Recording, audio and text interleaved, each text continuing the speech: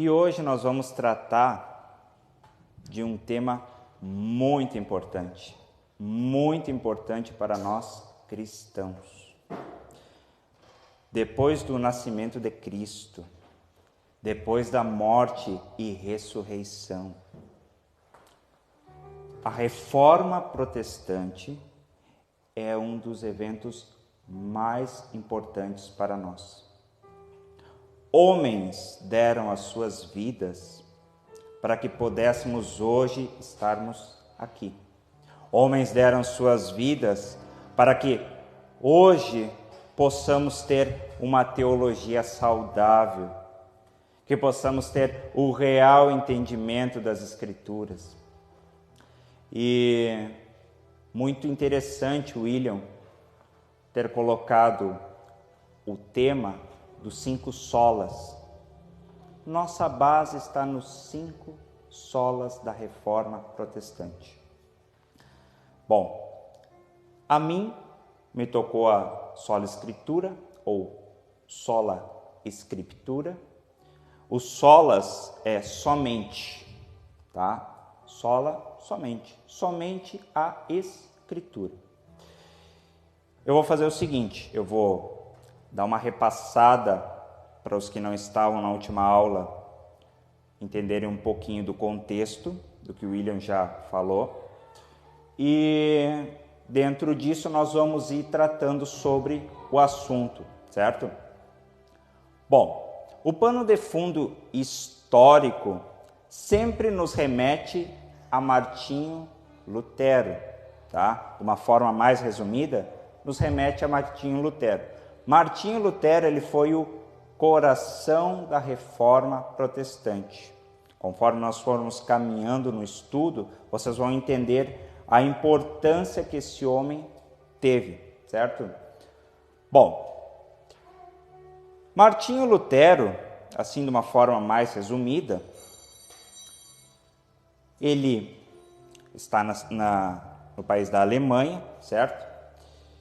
E Martinho Lutero, ele está vivendo na cidade de Erfurt, tá? Como se dá início o ministério de Martinho Lutero? Se dá da seguinte forma: Martinho Lutero vai fazer uma visita aos seus pais, ele sai da cidade dele e vai fazer uma visita aos seus pais. Passa alguns dias na casa dos seus pais. O problema é a volta de Martinho Lutero para casa. Por quê? Martinho Lutero, na volta para casa, entra em uma tempestade. Mas não era uma tempestade comum, era uma tempestade de raios. Martinho Lutero, ele fica apavorado, sem saber o que fazer. Então ele se põe embaixo de uma árvore para se proteger dos raios. E justamente cai um raio em cima da árvore em que ele se põe debaixo para se proteger. Então ele, apavorado com a situação que está acontecendo, ele faz uma promessa a Santa Ana. Ele diz assim: se ela livrasse ele dali, ele ia dedicar a sua vida ao ministério, a ser um monge. E por incrível que pareça, passou-se os raios, Martinho Lutero saiu ileso da situação e ele cumpre com o que ele prometeu, tá? Então ele vai dar início, ele vai entrar no monastério, vai se tornar um monge ali. Em 1507 ele entra no monastério. Em 1512, Martinho já está formado teólogo. Tá? Martinho foi e se dedicou no que ele ia fazer. Ele botou o coração ali. Isso tudo nós estamos falando no catolicismo. Tá? Bom, Martinho Lutero, ele não era qualquer católico. Quando ele disse que ia se tornar um católico, ele se tornou o melhor católico. Os historiadores dizem que provavelmente não houve um homem mais católico que Martinho Lutero. Martinho Lutero, ele fazia vigílias, ele fazia jejuns, ele se encerrava no quarto dele e os homens tinham que arrombar a porta do quarto dele, porque lá ele se flagelava, ele se mutilava, e tudo por uma pequena questão na vida dele. Ele não sabia como se apresentar diante de Deus justificado, homem santo. Então ele deitava e a cabeça dele vinha: você é um pecador. E lá iniciava Martinho Lutero todo o processo de novo. Pagava promessas, subia escada de joelho, descia escada. Essa era a vida do Martinho Lutero, era todo dia para poder fazer uma limpeza dos seus pecados, conforme havia sido instituído no catolicismo romano. Até tem uma história que quando Martinho Lutero ele se confessava todos os dias, e ele chega até o lugar, até o padre. Chega um dia que o padre diz para ele, diz assim: Martinho, quando tu tiver realmente um pecado, tu vem aqui e me confessa. Porque era assim, ele pecava e confessava. Ele pecava e se flagelava. Ele pecava, ele queria estar justo diante de Deus.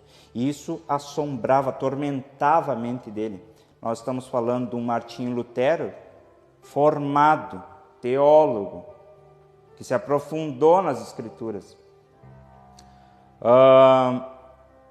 Tudo isso que Martinho Lutero está vivendo foram respostas que a Igreja Católica da época, o catolicismo, inventou para como o homem se apresentar justo diante de Deus, como ele não se apresentar pecador.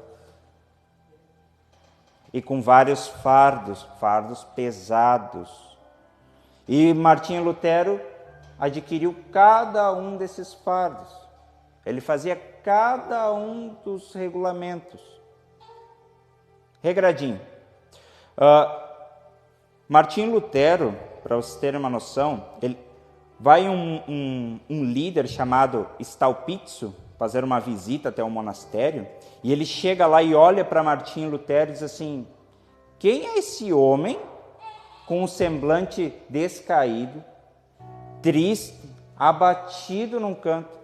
Martinho Lutero vivia de arrasto, que nem diz o gaúcho, porque ele já não aguentava mais. Era muito para a vida desse jovem.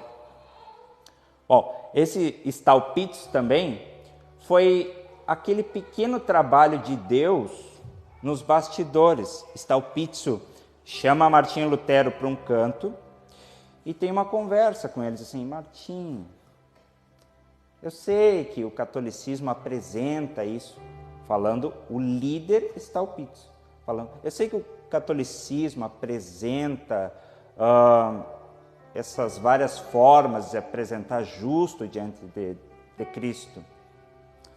Mas tu já pensou em olhar para a cruz, o trabalho redentor? Tem uma forma mais fácil, não é preciso tudo isso. Naquela época, o que acontecia? Vários homens, eles tinham entendimento do correto, de qual forma correta proceder, mas quase nenhum tinha coragem de se posicionar diante disso. E os que se posicionaram, morreram. Os que disseram, não é assim, esses morreram. John Hus morreu. E assim, tantos outros que o sucederam. Todos morreram. Bom, Martinho Lutero, ele vai ser transferido para Wittenberg em 1515. Martinho Lutero ele vai ser transferido para ser professor aí. Ele vai dar aulas aí de teologia, tá? E Martinho Lutero, a aula que ele está dando em Wittenberg é Romanos. Ele está dando a carta aos Romanos. As pessoas têm uma ideia assim que Martinho Lutero, um certo dia, ele abriu a Bíblia em Romanos e descobriu o texto em que se dá a base à reforma protestante, o justo viverá pela fé. Mas não, Martinho Lutero ele já conhecia esse texto. Ele tinha o conhecimento desse texto, ele dava aulas desse texto. Só que Martinho Lutero, quando ele vai dar aula nesse texto, ele faz uma coisa diferente. Ele faz uma coisa diferente, ele faz uma exegese, uma hermenêutica. Ele extrai do próprio texto, ele olha para o contexto da passagem, ele olha para toda a carta de Romanos, o que realmente significava aquela passagem. Por quê? Martinho Lutero, sempre que olhava para as Escrituras e via a palavra justiça de Deus,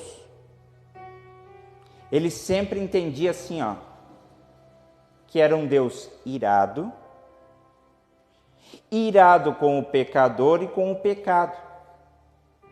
E na passagem de Romanos capítulo 1, 16, 17, nos diz assim: porque não me envergonho do evangelho de Cristo, isso Paulo falando, pois é o poder de Deus para a salvação de todo aquele que crê, primeiro do judeu e também do grego.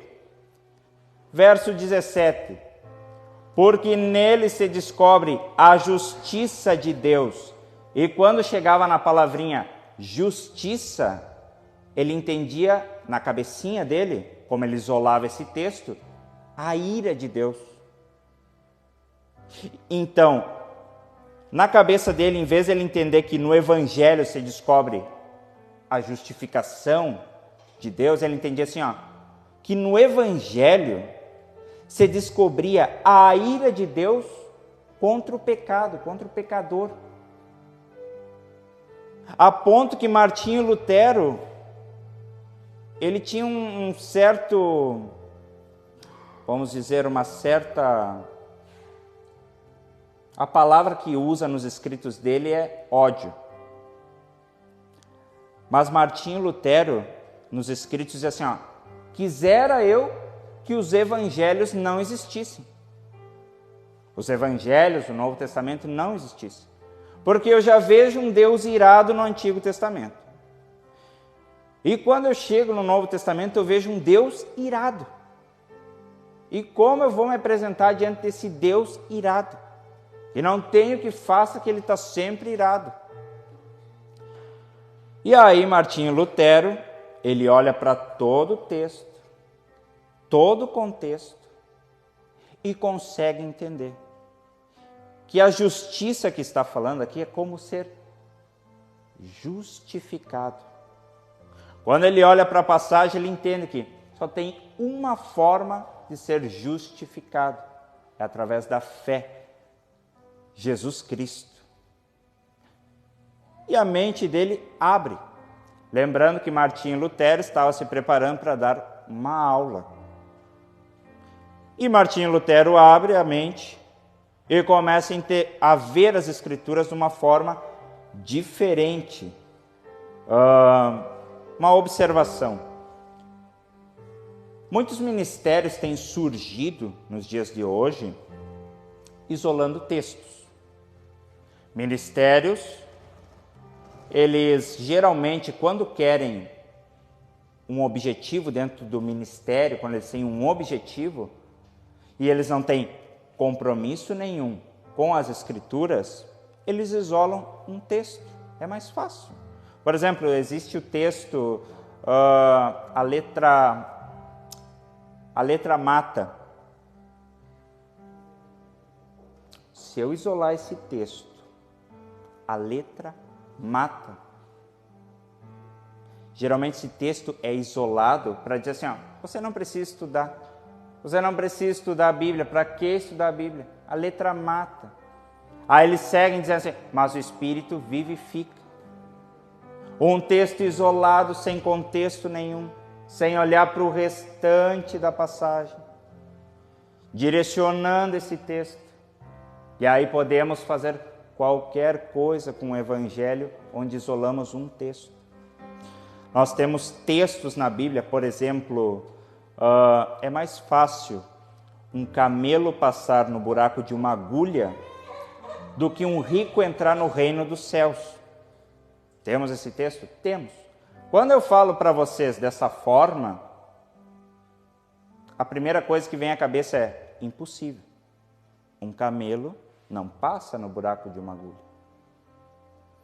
Alguns comentaristas, eles explicam um pouco sobre isso, e eles dizem assim, que buraco de agulha, explicando um contexto histórico, buraco de agulha era uma passagem que havia nos muros de Jerusalém. Os muros eram muito fortificados, e quando Jerusalém estava fechada, os mercantes tinham que entrar. Esses buracos de agulha passavam um homem, tá? Um homem parado. Mas o mercante vinha com seu camelo cheio de mercadorias. Então ele tinha que fazer cruzar aquele camelo no buraco. A passagem está dizendo que é impossível ou que há uma possibilidade do rico entrar no reino dos céus? Não é impossível. O problema não é ter dinheiro. O problema é o dinheiro nos ter. O problema não é ter dinheiro no bolso. O problema é ter dinheiro no coração. E alguns ministérios pegam uma passagem assim, isolam e dizem, você não pode ter nada. Doe tudo que você tem. Você tem que viver numa miséria. E é assim o evangelho que nós temos em muitos ministérios. Então Martinho Lutero, ele olha para o texto, todo um texto. E aí Lutero entende que a partir de agora está justificado. Isso aí foi um alívio para a alma de Lutero. Lutero então abre os olhos para as invenções que o catolicismo tinha feito até então. Ele abre os olhos para tudo aquilo que ele viveu. E Lutero, ele abre os olhos também para a venda de indulgências que havia na época, tá? Essa venda de indulgências era um documento assinado pelo Papa, capaz de levar você para o céu ou tirar alguém do purgatório. Era essa a finalidade da venda de indulgências. Então você queria ir para o céu, você pecou, compre uma indulgência. Seu filho pecou, compre uma indulgência. E o reino dos céus está garantido. O Papa, ele queria terminar a Basílica de São Pedro. Quando vocês olham na televisão, lá é um luxo. Taças de ouro, todo coberto em ouro. Mas tudo isso com o dinheiro das pessoas que contribuíram para isso com medo de ir para o inferno. Tem uma história, existe uma história que vai mostrar bem o que acontecia na época. Johann Tetzel é o nome do cara. O maior vendedor de indulgências da história, Johann Tetzel. Ele chegava nas cidades com um carrinho cheio de indulgências e ia ofertando. Compre a sua indulgência. Compre um perdão. Aí a pessoa diz, não, mas eu já comprei para mim. Não, mas para sua mãe você já comprou? Para o seu pai, para o seu filho? A sua tia, será que tem um lugarzinho no céu? E quando as vendas não iam muito bem, Johann Tetzel, ele inventava uma história. Ele dizia assim, essa noite eu ouvi vozes do cemitério clamando para serem libertas do purgatório. Será que essa voz que eu ouvi não era do seu pai que faleceu? E ele não está querendo sair lá do purgatório? Olha a forma que ele vendia. Então ele era muito bom em vender indulgências. Só que um dia acontece uma história que mostra realmente o ápice disso. Johann Tetzel, ele chega numa cidade e se depara com um homem ali. E esse homem, já conhecendo ele, diz assim: o senhor vende indulgência? Sim. Bom, eu queria uma indulgência por um pecado que eu não cometi, mas que eu vou cometer. Tem como? Tem, perfeito. Ele compra uma indulgência. Bom, o senhor está me dizendo que com essa indulgência eu posso cometer qualquer pecado? Pode. Sai mais caro, mas pode cometer qualquer pecado. Perfeito. Johann Tetzel entra na cidade, vende as suas indulgências. O grande problema está quando ele sai da cidade. Esse mesmo homem que comprou a indulgência assalta ele e rouba tudo. E Johann Tetzel, ele vai abrir a boca para dizer: mas você está me roubando. Ele: mas eu tenho perdão aqui. Eu tenho perdão de Roma, do Papa. Você não pode me prender, você não pode me julgar. Aqui está o meu perdão. E essa história é relatada pelo próprio Martinho Lutero, para vocês verem a decadência que estava o catolicismo da época. Bom, ele entende que havia sido enganado pelas tradições, e então ele começa a fazer uma declaração que só poderia confiar nas Escrituras. Ele começa a entender que só poderia confiar nas Escrituras. E aí ele escreve as suas teses, tá? Ele vai começar a escrever as suas teses, 95 teses, sendo que 4 teses ele reserva para falar sobre as Escrituras, 4 das 95. Vou ler algumas teses para vocês terem noção do que ele vinha escrevendo. Tese 54. Olha o que ele escreve: comete-se injustiça contra a palavra de Deus quando no mesmo sermão se consagra tanto ou mais tempo a indulgências do que a pregação da palavra do Senhor. Uma das teses dele foi essa. Foi que é uma injustiça reservar tempo a qualquer outra coisa e reservar menos tempo às Escrituras. Para vocês terem uma noção assim, historicamente, Charles Spurgeon, ele pregava 5, 6 horas e o público sentado assistia a sua mensagem.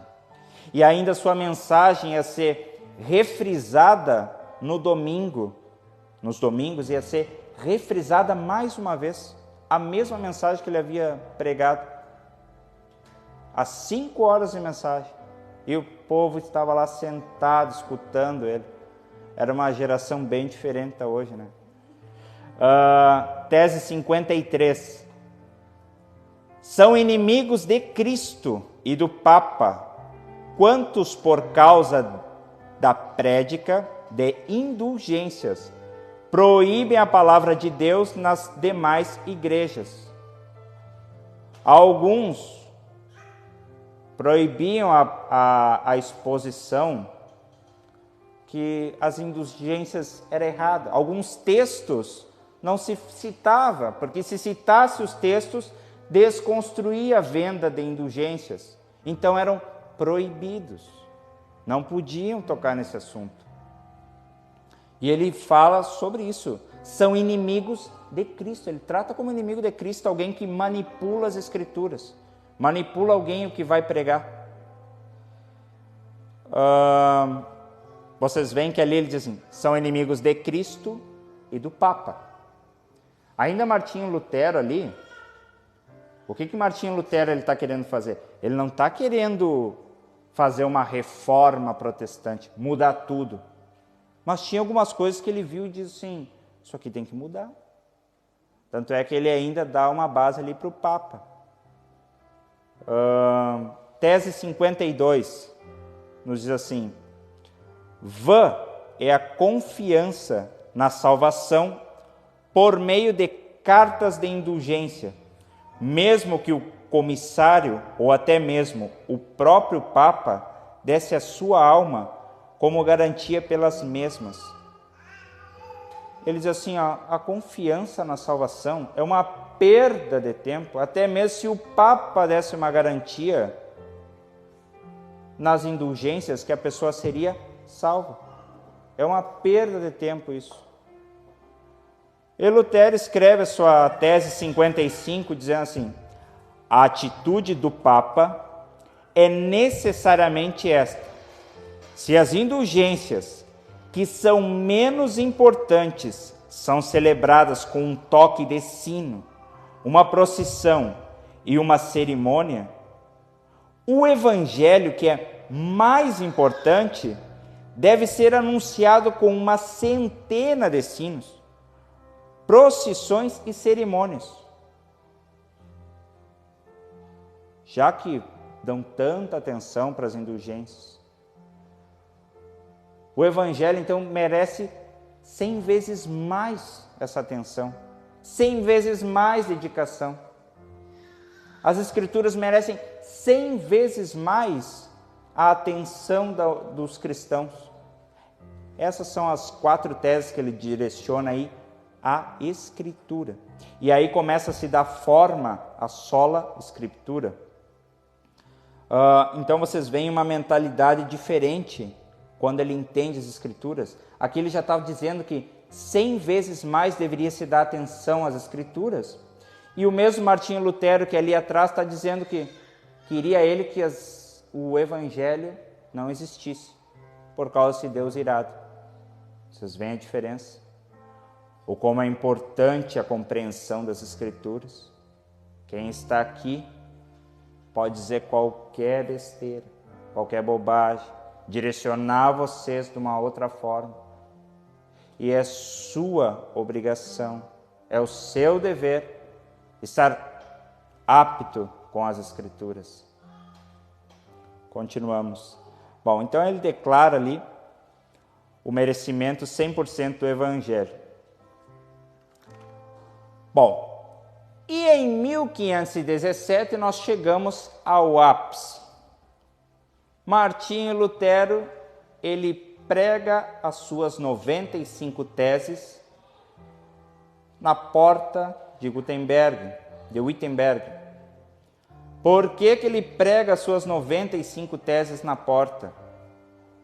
Ele vai até o lugar, provavelmente, tá? Ele vai até o lugar e prega as suas 95 teses contra o que ele achava que deveria ser mudado dentro do catolicismo. Quando ele prega lá, ele faz um convite acadêmico para os seus colegas, para os seus irmãos, um convite acadêmico para discutir sobre o assunto. Não é que Martinho Lutero era um rebelde, foi lá, pregou e vou botar fogo no parquinho. Não foi isso. Ele foi lá e disse assim, vamos discutir sobre esses assuntos aqui, tem 95 teses aqui para nós conversarmos sobre.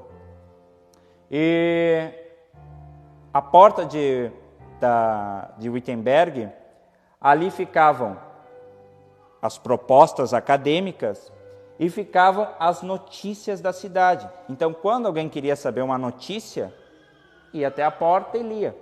Tá? Imagina a população dessa cidade levantando e indo ver as notícias. Todos adeptos ao catolicismo. Chegam lá, 95 teses, um convite para um debate entre os acadêmicos. Isso aí gerou uma explosão no meio da cidade. Correu por toda a cidade, correu pelas circunvizinhanças. E então Martinho Lutero foi convocado a se retratar dentro de 60 dias. Tá? O Papa manda ele se retratar, ele tem 60 dias para se retratar e queimar toda a literatura dele. O que Martinho Lutero faz? Ele pega o documento em que mandava ele se retratar e põe fogo em praça pública. Ele pega todo o material romano que ele tinha, todo o material católico que ele tinha, e queima em praça pública. E aí se deu o estopim, né? Ele fica indignado, porque ele só convidou para um debate. E foi intimado. Te retrata disso aí.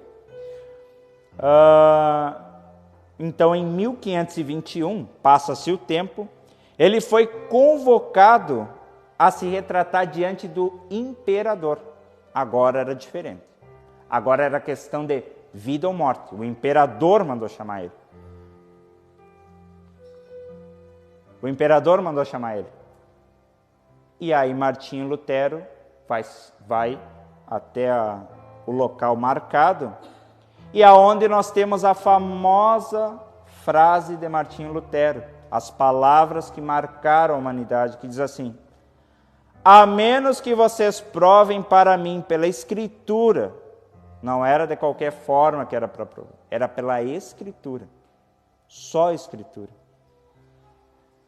E pela razão que eu estou enganado, eu não posso e não me retratarei. E ele diz assim, minha consciência é cativa à palavra de Deus.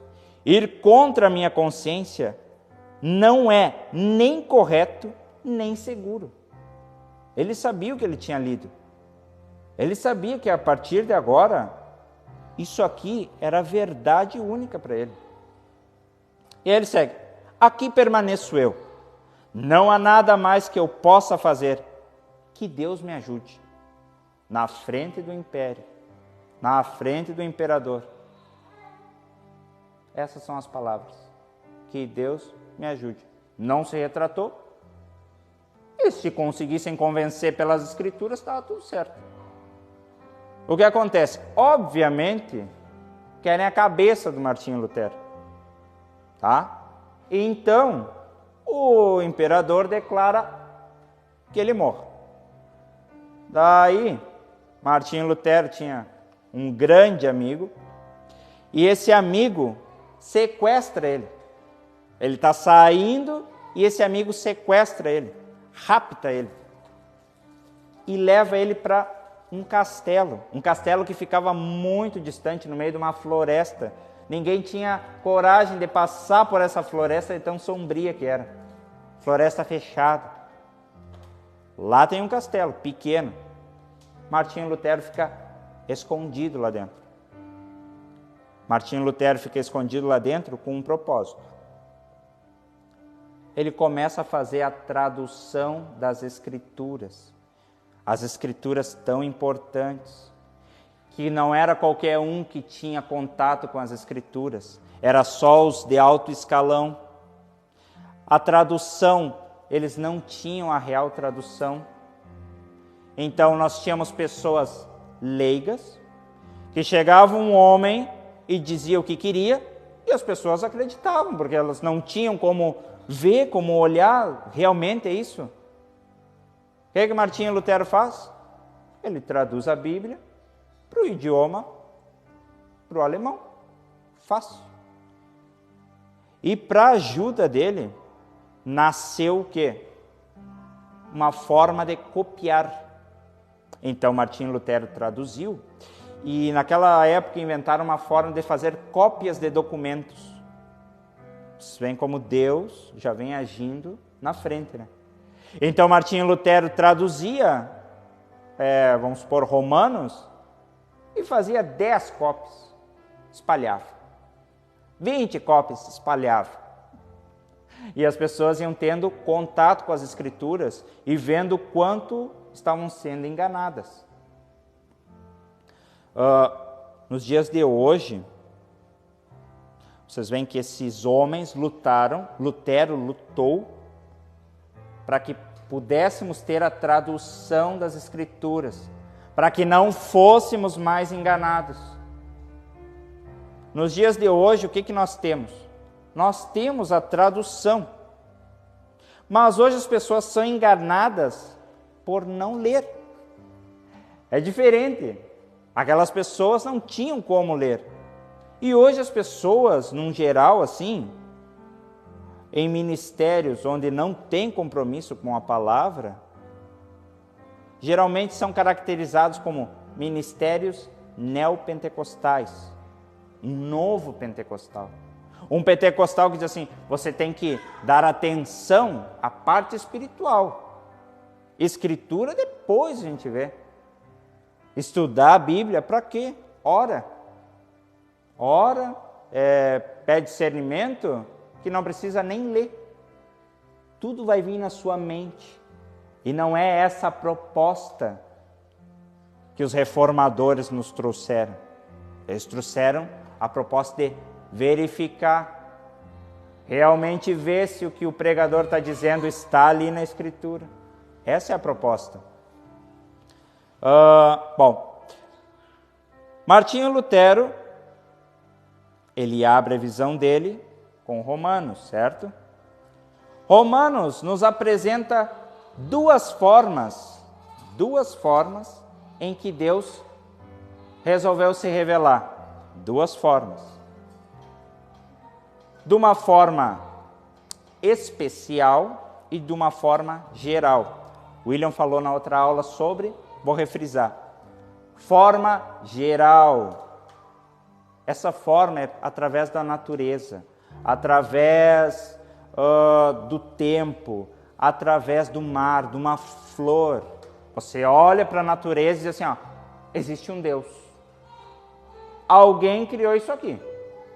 Até mesmo o ateu, lá dentro do coraçãozinho dele, ele diz assim, alguém criou. Não é possível, alguém criou. É algo muito perfeito. Esta é a forma geral que Deus se revelou. Só que Deus se revelou de uma forma especial. Como é que se dá essa forma especial? É através das Escrituras. A salvação, ele se revelou através da Escritura, através do plano salvífico. Isso aqui é um plano. Isso que nós temos aqui é um plano.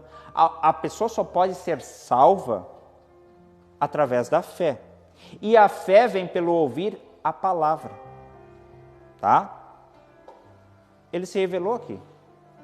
Ele fala o que vai acontecer nos fins dos tempos através das Escrituras. Tá? Só existe um plano de salvação para algo muito terrível que vai acontecer. Eu, quando vou conversar com o meu filho, e para mim explicar de uma forma muito fácil assim, o plano de salvação, eu explico da seguinte maneira. Os países que estão em guerra, geralmente eles têm bunkers. Um lugar onde a pessoa vai e vai estar lá dentro, e aquele é o plano de salvação dela. Começou uma guerra, ele entrou para dentro do bunker, certo? Detalhe, você só vai estar salvo dentro do bunker se você souber o que fazer. Alguém vai ter que explicar ou você vai ter que ler. As Escrituras, a mesma coisa. A salvação, você lê e a fé vem. Alguém explica e a fé vem. Alguém prega e a fé vem. Alguém evangeliza e vem a fé. Plano de salvação. Continuando. Ao mesmo tempo que a reforma está acontecendo na Alemanha, na Suíça também temos a reforma. Também está acontecendo uma reforma. Só que o objetivo era diferente. Martinho Lutero, ele tinha o objetivo que o catolicismo repensasse algumas formas de agir, sobre as indulgências, sobre o que não condizia com as Escrituras. Zwinglio, na Suíça, ele está dando uma reforma diferente. Ele já é mais ríspido, ele diz assim, o que não está nas Escrituras, não aceitamos. Vê que Martinho Lutero ainda tinha aquele pensamento católico, mas o Zwinglio, ele rompe com o catolicismo e diz assim, o que não está aqui, o que não é das Escrituras, não queremos. e aí se dá a reforma protestante na Suíça, tá? Até vai passar o tempo um pouco, e o pessoal organiza o encontro desses dois reformadores, Zwinglio e Lutero. Só que o encontro teve um problema aí.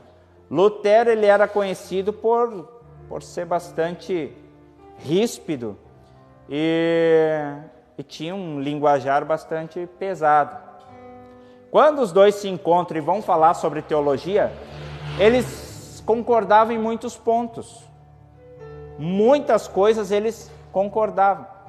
Só que quando chega um devido assunto, que era sobre a Santa Ceia, Martinho Lutero diz assim, não, a Santa Ceia é assim, ó, o sangue de Cristo é realmente o sangue, a transubstanciação.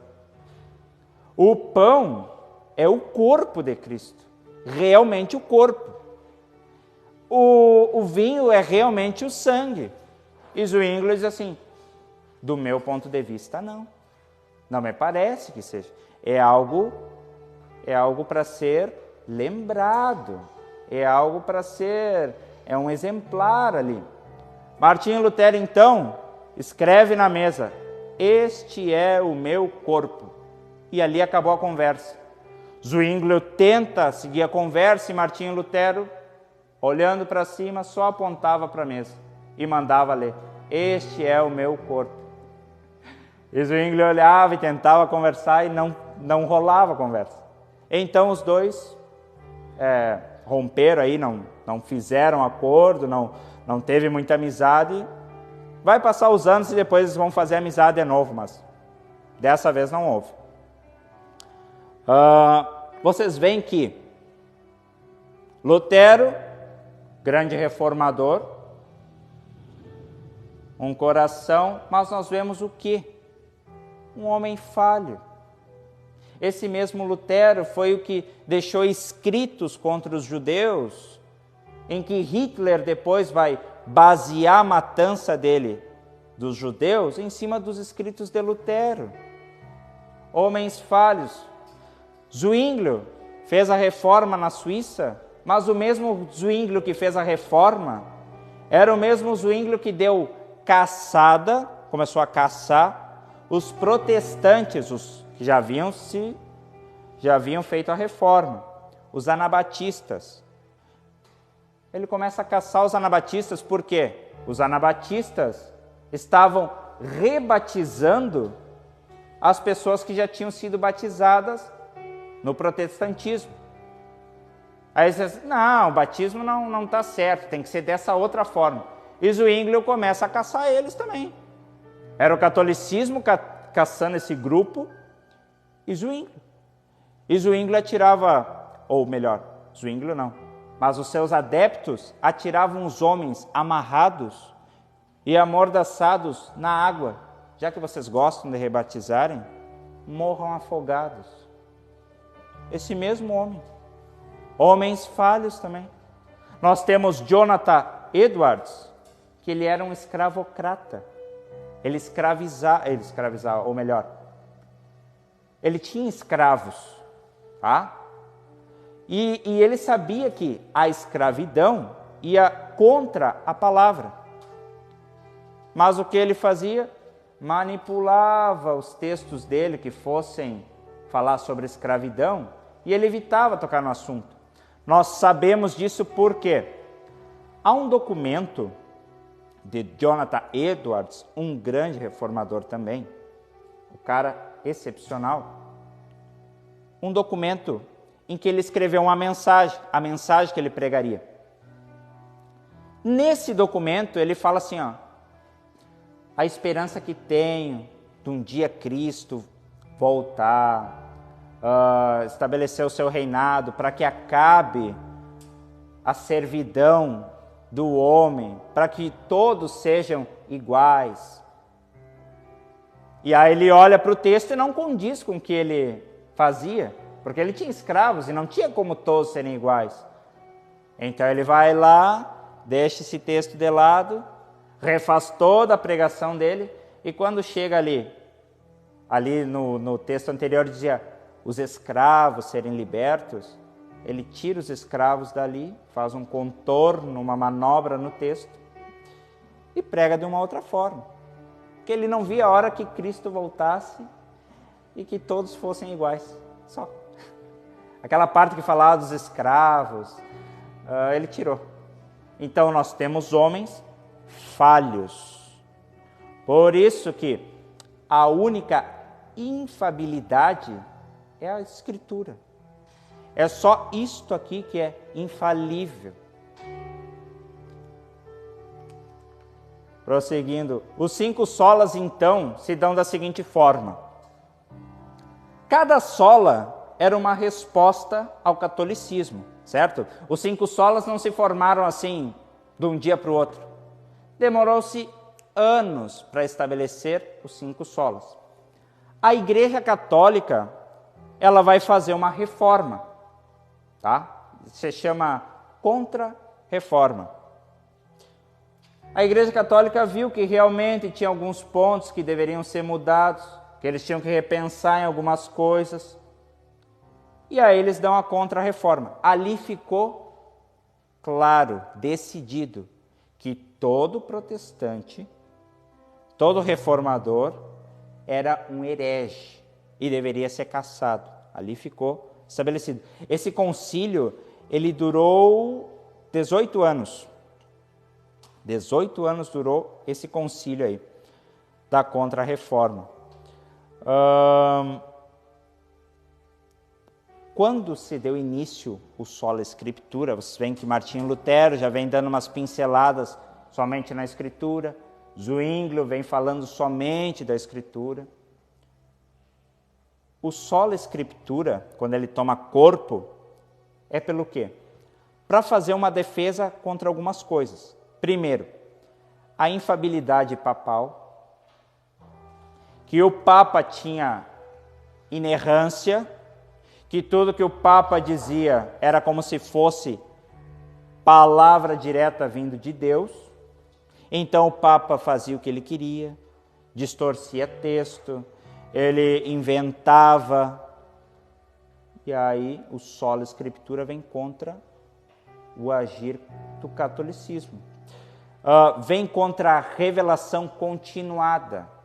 O Papa se autodeclarava um apóstolo, só que num outro patamar, como se Deus seguisse revelando através dele. Parou com os apóstolos, seguiu com o Papa, e era assim que ele se declarava, revelação continuada. E o Sola Escritura também ia contra a igreja acima da Bíblia. A tradição dizia que a igreja estava em cima da Bíblia, acima da Bíblia. Por quê? Foi a igreja que juntou os textos e montaram o livro canônico que nós temos. Foi a igreja. Então eles diziam assim, vocês querem inventar a Sola Escritura, mas fomos nós do catolicismo que montamos isso aqui. Vocês querem inventar alguma coisa que fomos nós que criamos. Eles se autodeclaravam criadores. Vocês podem ver que existe um pensamento até hoje, existe um pensamento que os apóstolos e os mestres da época, João, Paulo, Pedro, Tiago, eles não sabiam que estavam fazendo um novo evangelho. E que quem descobriu isso foi o catolicismo. Eles não tinham ideia do que eles estavam fazendo, eles simplesmente estavam escrevendo. E não é verdade. Nós temos textos que vão nos mostrar o seguinte. 2 Coríntios 13, 3, ele vai afirmar que Cristo fala através dele.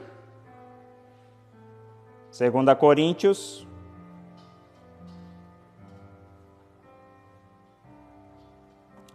13, 3. Visto que buscais por uma prova de Cristo que fala em mim, Paulo já dizia assim, ele fala em mim, o qual não é fraco para convosco, antes é poderoso entre vós. Ele diz que Cristo falava através dele. Ele sabia o que ele estava escrevendo. 1 Coríntios, capítulo 14, 37.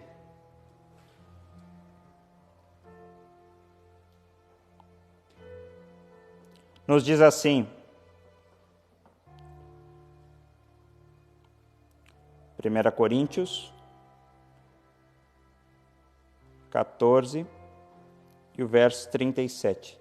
Se alguém cuida ser profeta ou espiritual, reconheça que as coisas que vos escrevo são mandamentos do Senhor. Paulo tinha completa consciência do que ele estava escrevendo, que era mandamentos do Senhor. Ele sabia que era um evangelho. Tanto é que Paulo, ele ordena que as suas cartas fossem lidas no culto juntamente com o Antigo Testamento. As instruções que ele dá eram para ser lidas junto no culto. Os próprios apóstolos, eles defendem a veracidade um do outro. O apóstolo Pedro vai defender os escritos de Paulo, dizendo que realmente o que ele escrevia vinha do próprio Deus. Paulo defende Pedro.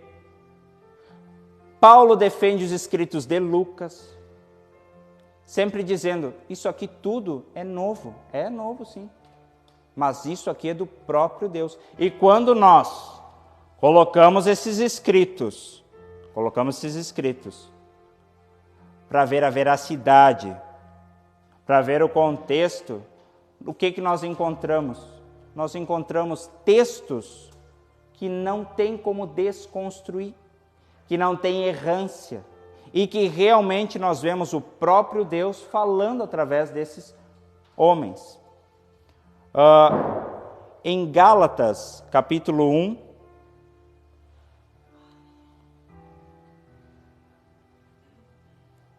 já caminho para o final.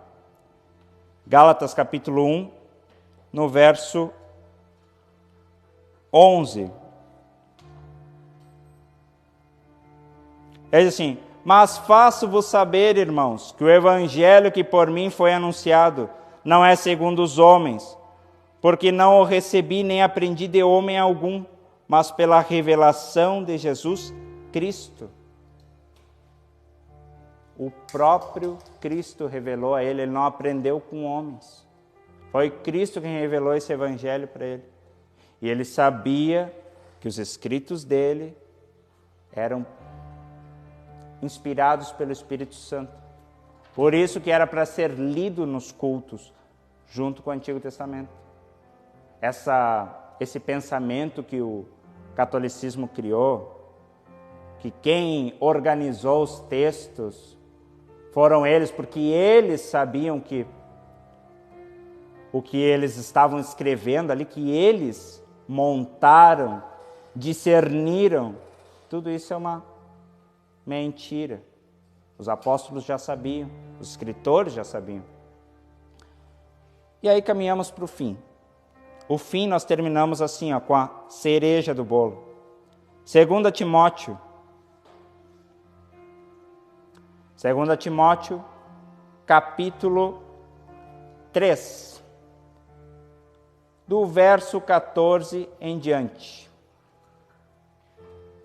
Nos diz o seguinte: Tu, porém, permanece naquilo que aprendeste, e de que foste inteirado, sabendo de quem o tens aprendido. Paulo, escrevendo seus últimos escritos ali a Timóteo. E que desde a tua meninice sabe as sagradas letras que podem fazer-te sábio para a salvação. Esse evangelho, gente, é um evangelho que uma criança entende a sua salvação. Não é um evangelho como pregado no catolicismo, que precisava de um homem especial, um homem com uma revelação continuada que pudesse explicar. Esse evangelho que ele está dizendo aqui, uma criança lê, ele pode não entender pontos teológicos, mas ele lê e consegue entender que existe um Deus, existe Cristo, Cristo morreu por ele está justificado e a partir de agora o reino dos céus é dele. Uma criança lê. E aí ele segue dizendo assim: toda escritura divinamente inspirada, aqui inspirada é soprada, é como se o próprio Deus soprasse, é proveitosa para ensinar, para redarguir, para corrigir, para instruir em justiça.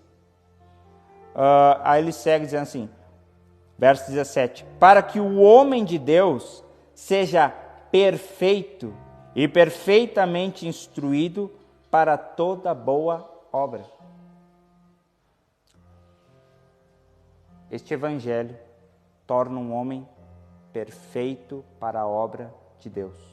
As Escrituras, a inerrância delas, somente as Escrituras podem tornar um homem perfeito, capacitado, podem direcionar um homem da forma correta. Hoje nós temos uma geração que vive o relativismo. O meu ponto de vista independe do seu. Cada um tem seu ponto de vista sobre um assunto. Até mesmo o relativismo, ele é relativo em dizer que cada pessoa tem o seu ponto de vista, é relativo isso.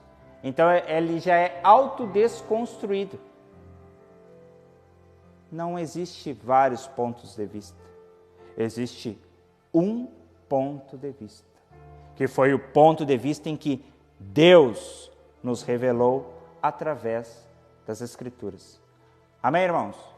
Bom, espero que tenha sido proveitoso.